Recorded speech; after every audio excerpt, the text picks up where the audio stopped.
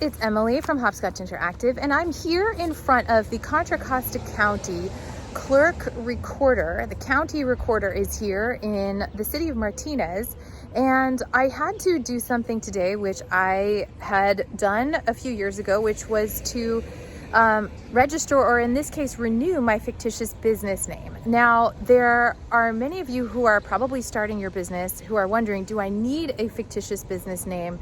What is that, or a DBA, and what does it entail? And just wanted to tell you that when you start your business, and I'm in the state of California, but I think in pretty much every county and every state, if you are doing business as somebody or as a name other than your personal name, so in my case, Emily Ullman, then what you would need to do is you would need to go and register your company name that you are going to be using, or your trade name, here at someplace like the county recorder. You can do it online, but there are some things that you have to do that actually you have to do in person, because it's still somewhat of an antiquated system. One of the things you need to do is you need to preferably bring a check with you, fill out your application online, or do the application in person.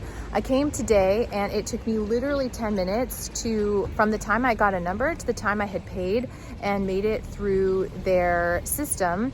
And save a little money if you write a check.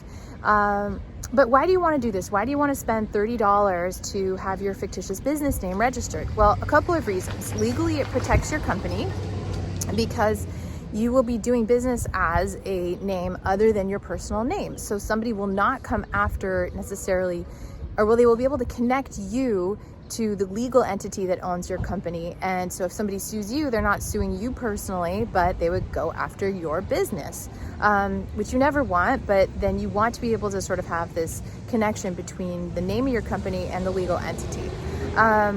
Lastly, for taxation and also for being able to get a business checking account, this is really important. You have to be able to take the paperwork, let's see, with a stamp.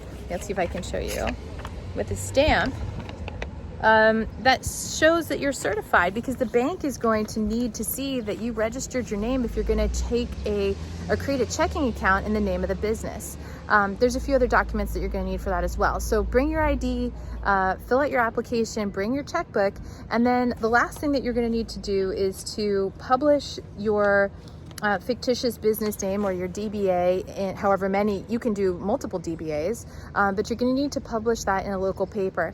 I learned that in 2019 the Martínez Gazette closed, and so Barbara Setko, who was 93 years old at the time and was like meticulously and amazingly helping me with the fictitious business name publication, has since retired.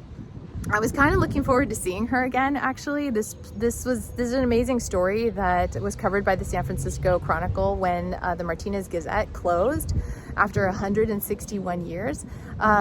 So you can't just go down the street and register here in Martínez for your FBN publication. And they gave me a list of a ton of other small newspapers that will publish it for me, and it has to run for 4 weeks.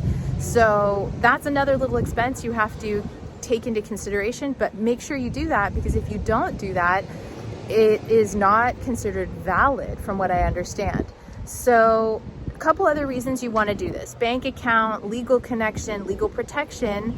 And then I would say the last thing is that every type of registration is important, because for example, when the pandemic happened and they were accepting like PPP, payment protection plan applications, that meant that if I had my paperwork all done neatly, it was really easy for me to apply for that. And now in the case, if there will be audits for companies that maybe applied without those documents, there could be some issues. And I recommend absolutely that you as a business owner, even if you're just starting out, that you do it right. This is our 8th year in business, and so I was really excited to be able to walk into the clerk recorder today and to be renewing my license. And being a business owner for several years, I would say that there are a lot of things you learn along the way, and this is just one of those things you have to take care of.